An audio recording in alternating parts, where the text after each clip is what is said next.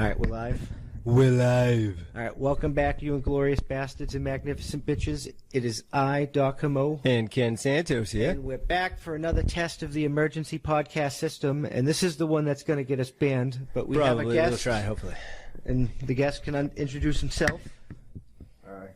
My name is irrelevant like last time, pretty much. I like to stay anonymous. It's not, but this is the one that's going to get us banned because we're talking about fucking the retarded shit women do this day and age. Now, like, we're going to talk about men too this podcast. Nobody's going to like us this podcast because we're ragging on all of your fucking stupidity. But we're going to start with fucking, you came up here. What do you think we should start with? I don't know. We can go back to like when I was here the last episode, we were talking about like Black Lives Matter stuff, so we could talk about Breana Taylor, and then let it roll from there, and then just. Yeah, that's an interesting thing because you get the liberals, and they're all like mad because they're using Black Lives Matter thing as a means to like try and burn down the country and shit, and then you get the conservatives who are fucking trying to say that the police report was enough in a case that implements the police, but it's just like it's a case that implements the police. If the police are the ones on trial, their word is a conflict. That's fucked up. Yeah, that makes sense. It should be like a third party. But it still has to be accepted for review. I mean, they could submit it, but like that's the point I'm getting at. You have to review it minimally. There's just a reasonable doubt that there's a conflict of interest there. Oh, of course there is.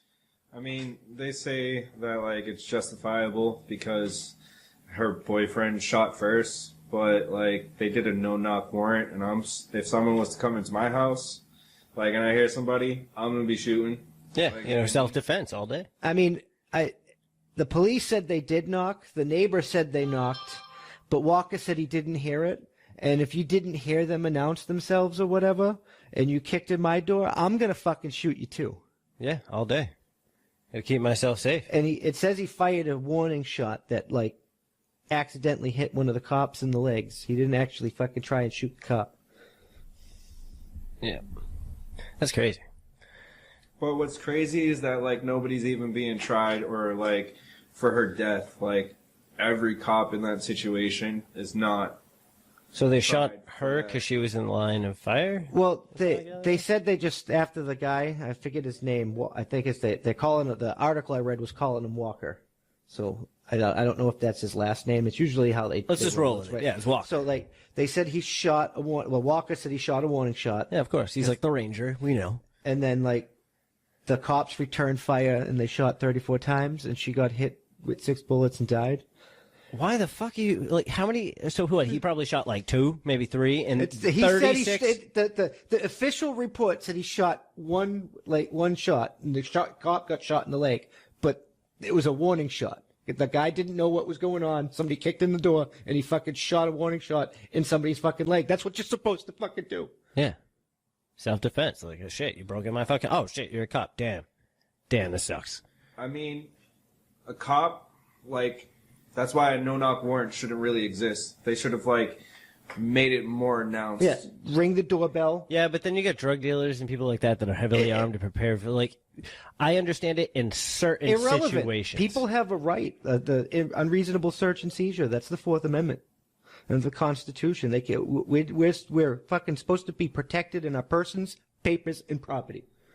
So that's the problem with this country is that, like, we've gone so far away from the Constitution. Like, there's a lot of laws that are in place that shouldn't even be going on because it directly goes against the Constitution. Yeah. I mean, that's the truth. Like, no, I'm following. I'm just. They're supposed to have. I can understand the thought of the reasoning behind having it. You see what I'm saying? Like, can you grasp that? I mean, like, I understand what they're trying to do, no, but they can't do that. They shouldn't. They don't have the legal authority to do that. For the masses to believe it enough to allow it to pass. It doesn't. It is viable. It shouldn't allow it to happen because it shouldn't even be happening in the first place. Yeah, but that goes back to the presidents that were fucking even having to listen to talk to each other. Rights. This whole country is written upon the Constitution. Oh, of course. We hold these truths to be self-evident. Among them is that every man is born with certain inalienable rights. Among them is the pursuit of life, liberty, and happiness. And I'm paraphrasing slightly here, so don't fucking historians don't kill me. But like, the government was instituted among men to protect those rights. And when they become destructive to those ends, it is the right of every man to abolish said government. And just start over. Yeah. It's in the Down with Texas. Well, that's the Declaration of Independence, but it's in our rights are in the Constitution. Yeah, I get you. Yeah. all of the important papers that like country was founded upon. Like some of those founding fathers, they might have been slave owners, and I'm aware of that. But at the same time, they knew it would be a problem in this country. Especially Thomas Jefferson knew it would be a problem in this country. Yeah, they had the foresight to know that, like, we had to be put on the path of freedom.